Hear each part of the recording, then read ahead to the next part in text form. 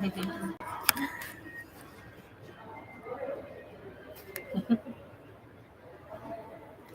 morning, everyone. Good morning. Trying this again. I tried to go live a little while ago and I clicked the button and cut myself off. So I'm back at the mall again today, even though I talked mess the first time. In my first video, I streamed live about the mall, but I'm back here again today. I'm attending the AWP again today for the second time. I didn't go yesterday because I was really, really tired from the first day. It's it's an adventure when you go to AWP. You're doing a lot of running around because, of course, they don't have the sessions near each other. You're like running from one end of the convention center, and the convention center here in Portland is really huge. So you're running from one end to the other end. I didn't even use the bathroom all day because I was so scared I was going to, because the women's lines were ridiculous. And that was one of the criticisms that was popping up on the main page for the AWP conference on Facebook, that there needed to be more, unisex bathrooms, because the women's lines were ridiculous. I was like, I'll just wait till I go home. So I literally held going to the restroom for like hours. It was ridiculous. So yesterday I just took a break, just kind of processed all the workshops and sessions and writers I listened to, just wrote down my thoughts about it, refreshed, regrouped, and I'm back today to tackle it again. So so I just wanted to check in. I had planned to stream from the event, but the internet wasn't that great there either. And I think because there's just so many people there, like literally it was like wall to wall people. It wasn't chaotic, but it was just a lot of just rushing back and forth because everyone's trying to get, from one side to the other side to go to the sessions. So,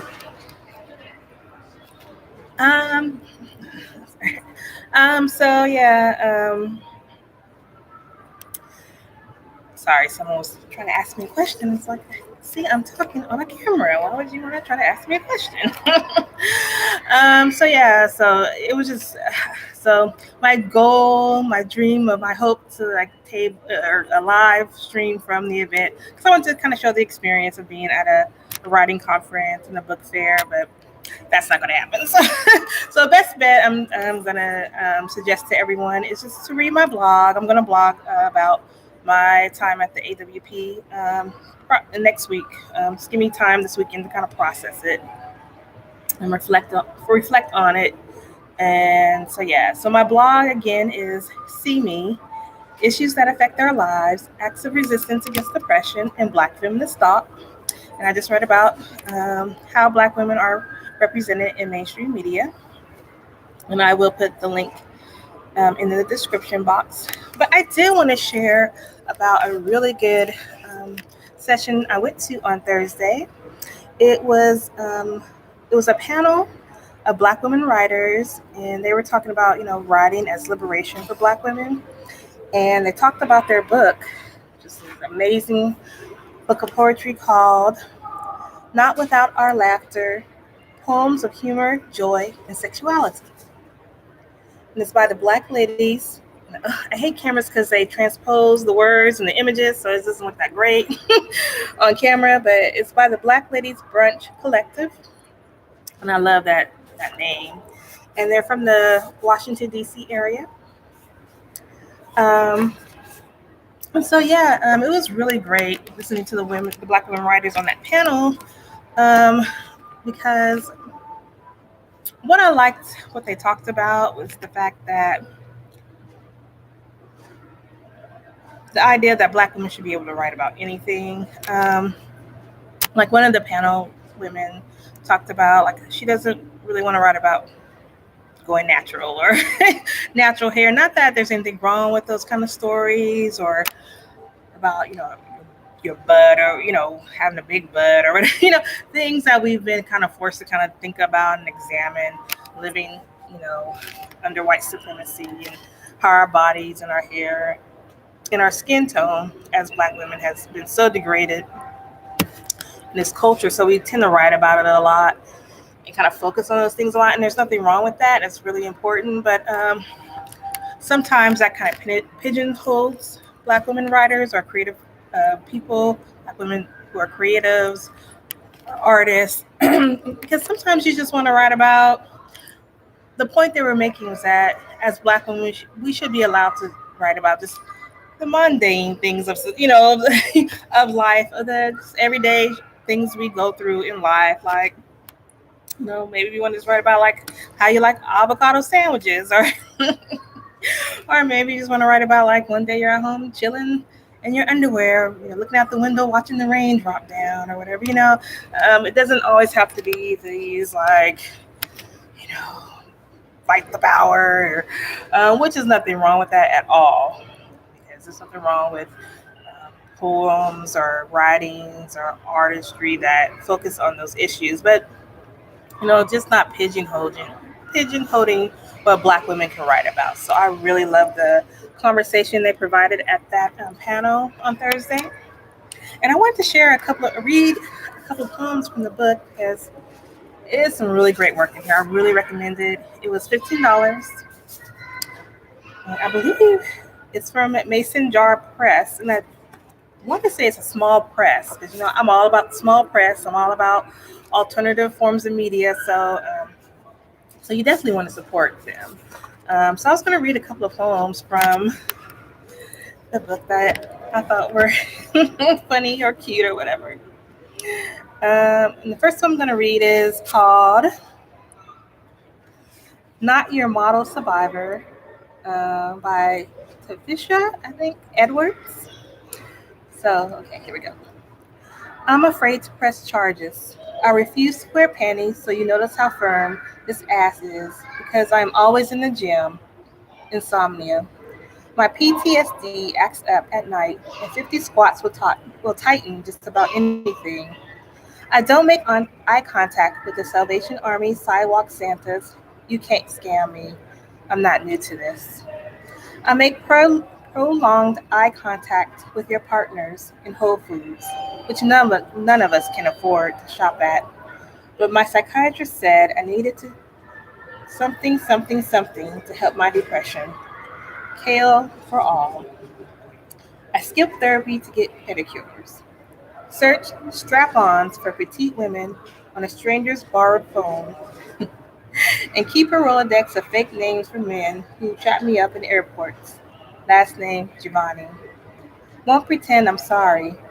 I bought myself a diamond, so they'll assume it's a wedding ring. That's right, I'm one of those bitches who buys themselves diamonds. Liz Taylor taught me. I show pictures of my cousins from the 90s on Super Shuttle and indiscriminately quote Bebe's kids. Once I kicked a small child out of a bounce castle, a literal kick. I think I hate children. This might not be the case. More data is required. I've stopped wanting to be a mother. Then broke up with Jesus. It was a mean thing, not him. This morning I drank wine for breakfast. So what I'm saying is, I have no encouraging words to give you.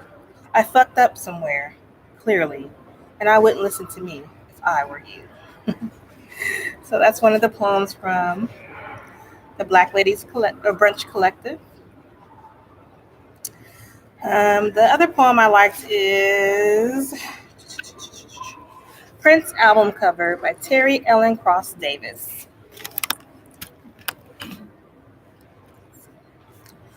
With the lavender dreamscape behind him, who was this god, naked astride a Pegasus? I couldn't read the florid script, but didn't need it to know love was feathered hair, framing a tan face, doe-wide eyes, bare thighs, gripping a white-winged horse. This new body was not hidden like my father's dirty magazines. So this meant art, an invitation, drawing my gaze closer to determine with divinity, nestled itself between man and horse. So that's another one I liked. And I'm going to read one more that I really thought was good. We're going to do a little censoring on this because it's a little graphic, but this is called Top Billing, once again by Tafisha Edwards. I feel bad, I hope I'm not mispronouncing her name. Starring my Pussy as Black Peach Dance Hall Queen, Doom of Man, Slip and Slide Command. Don't touch that in front of people. The dark in the tunnel in the creatureless lagoon. Black pudding. Catfish lipped vortex of doom. Get in free before 11. Text. Area 52. The impromptu party you threw at your parents' house when you were 15 that was totally worth the ass kicking they gifted you. Question. What are you doing with your hand? Answer. Touching my own mound of Oshun.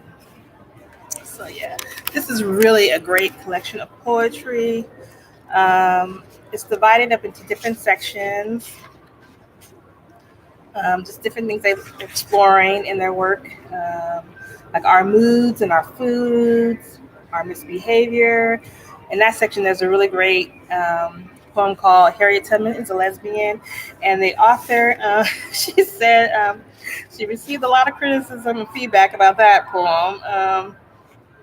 But once again, this idea of like Black women writers being able to kind of like explore, kind of their imagination, like to write something like that. Let's see what else. Um, our technology. So yeah, it's a really great compilation of anthology of poems. So I definitely recommend it. Pick it up, and I'll put a link to this book in the description box. So yeah, so I'm looking forward to today. Thursday, my goal was to like try to go to all the sessions that featured either Black women writers or women of color writers, or just support artists and writers of color. But today, I think I'm going to focus more on like the business side of writing. There's a couple of sessions about like how to start your own literary business or events. And then I forgot what the other one is about, how to build community or networking with other writers, particularly Black writers and writers of color. So that's what I'm going to do today. And those start later this afternoon. So I think first I'm going to go over there. It's only like almost noon here on the um, West Coast, Pacific Northwest area. So I'm gonna go walk around, take some photos, just kind of like really like look around because when I went on Thursday, it was just like hectic. I was just trying to run back and forth and go to the sessions, and I ran into people I know. And actually, another reason why I really liked I bought the Black Ladies Brunch Collective because it was funny because tomorrow, actually, I'm having a brunch with some of my Black women and women of color writer friends who came to town for the event, and local Black women writer of color friends I have here in Portland. And so we're going to have our own brunch, and we're actually going to do our own reading, either from work we've done or authors we admire. So actually, I'm probably going to read from this book because it has some really great poetry I would like to share with the ladies, so with the folks. So I'm really looking forward to our brunch tomorrow, and I'll be taking pictures and everything. So like I said, if you want to know more, I feel so bad because I really have wanted to like stream at the event and stuff, but it's not going to happen. so definitely check out my blog, and I'll blog about it and have pictures and make sure I have some pictures from our brunch that we're having tomorrow. So yeah, so I just wanted to check in. I guess that is all. So yeah, thank you all for looking at this video. And I'm gonna try to do some more live streams. I prefer honestly more like the recorded videos because I'm not an off the cuff person. I'm an impromptu person. I need to be a little scripted. And so the recorded videos also, it gives me an opportunity to kind of strengthen my video editing skills and things like that. But I'll try to do more live streams especially if I go to the next conference I'm going to is it's going to be more work related, but I think it'll still be useful information. It's in core, and their whole focus is on um, students of color, staff, etc. Just looking at the issue of diversity, that word again, and inclusion, that word again, which they have been watered down and misused, but we're going to stick with those for now. In education, particularly higher ed, because my background, I have my graduate degree in adult education, adult ed. So I'm really interested in looking at you know, literacy and creative expression and writing and things like that with adult learners, and especially Black and other people of color adult learners, and how those skills can be used to strengthen, um, just to empower them. And because reading is really important. I believe very, very strongly in reading and writing. And because when you have those skills, no one can ever get over you. No one can tell you anything, um, or it's just a way to be empowered and to have knowledge and things like that. So yeah, I'm looking forward to that conference. It's going to be the first time with Portland. We're starting to get a lot of big major conferences here that we never really got before. So that's going to be in Portland too. I think early June. So I'm looking forward to that conference. So, I may try to do a live stream from that, but it might be the same issue that I had for this conference. But yeah, definitely check out my blog, and I'll blog about my experience at the conference. And thank you for watching, and I will chat with everyone soon. And keep a lookout for some new videos I'll have probably within the next week or so. I've been a little hectic with work and housing, and also have a toddler, so a lot of things going on, but I hope to be making a couple of new videos here soon. Thank you. See you soon. Bye-bye.